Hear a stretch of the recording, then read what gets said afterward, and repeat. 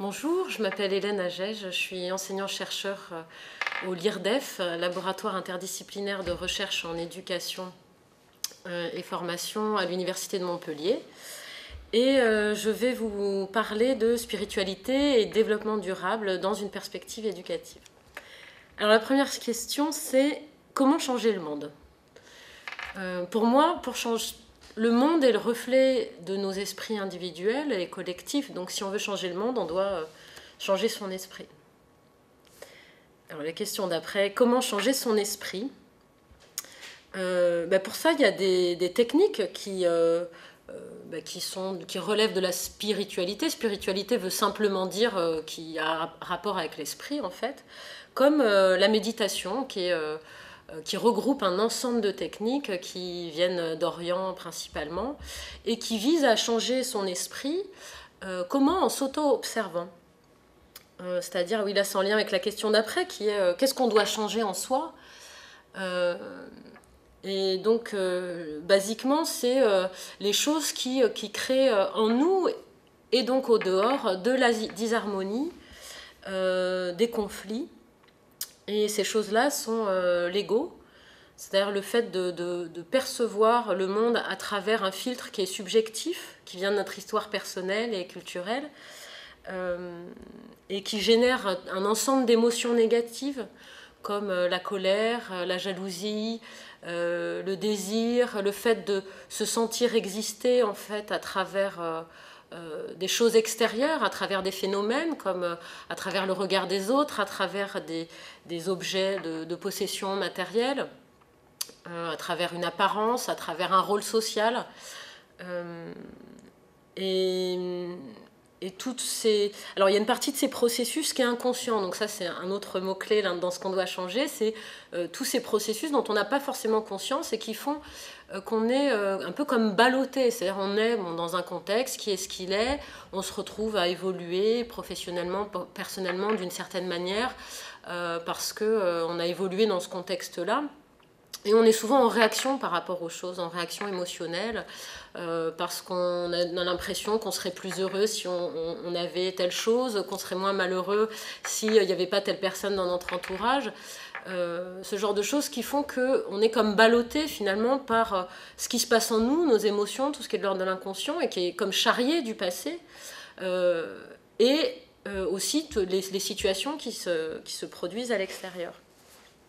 Et donc la méditation, elle permet pour ça de changer de fonctionnement en commençant par observer tout ce qui se passe à l'intérieur, d'apprendre à mieux se connaître, à voir comment on fonctionne, comment cet esprit justement il génère un ensemble de tensions à l'intérieur qui font qu'on peut être de temps en temps agir d'une manière qui ne correspond pas à nos valeurs, par exemple sous l'emprise de la colère, comment on va agir d'une manière contraire à nos valeurs déclaratives parce que on va satisfaire d'abord un désir ou une pulsion immédiate.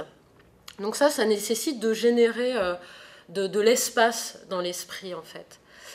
Et ça passe par apprendre à se retrouver avec soi-même, avec ce qu'il y a en soi. Et donc ça passe paradoxalement par le fait d'abord d'accueillir ce qu'il y a en soi. Et c'est en lien avec la question d'après qui est par quoi on peut remplacer tout ça, c'est-à-dire l'ego, les émotions négatives et l'inconscient. Et bien, en générant cet espace, on va pouvoir remplacer ça par de la joie, de l'authenticité, c'est-à-dire apprendre à être soi-même, à faire vraiment des choses qui nous correspondent, qui sont justes pour nous, sans répondre à des injonctions implicites ou explicites de l'environnement ou sans être en réaction par rapport à des événements de la vie ou un contexte socio-culturel. C'est-à-dire que petit à petit, cet espace dégagé dans l'esprit va nous permettre de ne plus voir notre environnement et nous-mêmes d'une manière biaisée par rapport à notre passé, mais va nous permettre de le voir d'une manière beaucoup plus ouverte, beaucoup plus dans l'accueil de tout ce qui est, avec moins de biais, moins de discrimination. Et ça va laisser place à de la joie, de l'authenticité et de l'harmonie. Et je propose que ce soit des objectifs concrets du développement durable, c'est-à-dire que le développement durable Pour moi, ce n'est pas quelque chose de contraignant où on va devoir se priver et être plus malheureux parce qu'on aura moins de confort, parce que non, au contraire, c'est qu'on aura un confort intérieur beaucoup plus grand parce qu'on se sentira exister par soi-même sans avoir besoin des objets extérieurs ou de ce genre de choses pour se sentir exister. Alors la question d'après, c'est en quoi ces changements favorisent-ils le développement durable ? Eh bien tout cet espace qui est créé à l'intérieur, qui permet d'être plus en paix, plus en harmonie avec soi-même, nous permet aussi d'être plus reliés à soi, plus reliés aux autres, plus reliés à l'environnement aussi. Et donc ça, alors relié à soi, c'est-à-dire paradoxalement, on va être autant relié à soi qu'aux autres, alors que dans le premier fonctionnement ordinaire, avec l'ego, les émotions négatives, en fait tout ça, ça nous coupe un peu des autres et du reste, parce qu'on est tellement pris par ces émotions, par ces désirs, par ces peurs, que tout ça, ça nous agit fortement et on est en réaction par rapport à toutes ces choses-là. Et si on se dégage de ça, eh bien, on va pouvoir être en relation avec soi comme avec un autre et être bienveillant avec soi comme on peut l'être avec les autres. C'est-à-dire que ça crée vraiment une ouverture.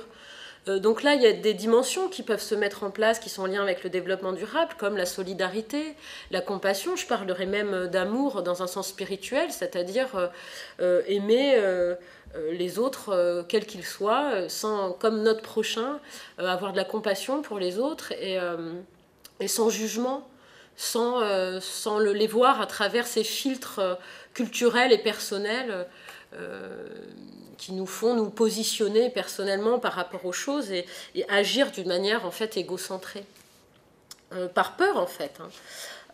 Et se libérer de ces peurs-là nous permet aussi donc de développer ce qu'on appelle plus en recherche l'empathie, être touché par les autres, mais en même temps se sentant différent des autres, et l'apparentement avec l'environnement non humain. L'apparentement, c'est l'idée que on se sent faire partie de cet environnement-là du cosmos, on pourrait dire, c'est-à-dire on se sent qu'on est comme un petit maillon d'une grande chaîne qui est relié aux plantes, à la planète, aux étoiles. L'idée qu'il y a les mêmes types d'atomes qu'il y a dans les étoiles, qui composent notre corps, et que tout ça, c'est comme une grande chaîne dans lesquelles il y a des changements permanents, et on est une partie de ça. Mais en même temps, en tant qu'être humain, on est différent, je dirais, par exemple, des animaux ou des plantes ou des étoiles. Et en tant qu'individu dans cette humanité, on a aussi un tempérament et peut-être un rôle spécifique à jouer, une place, des compétences qui nous sont propres et dans lesquelles on peut réellement s'épanouir dans le respect de soi, des autres et de l'environnement.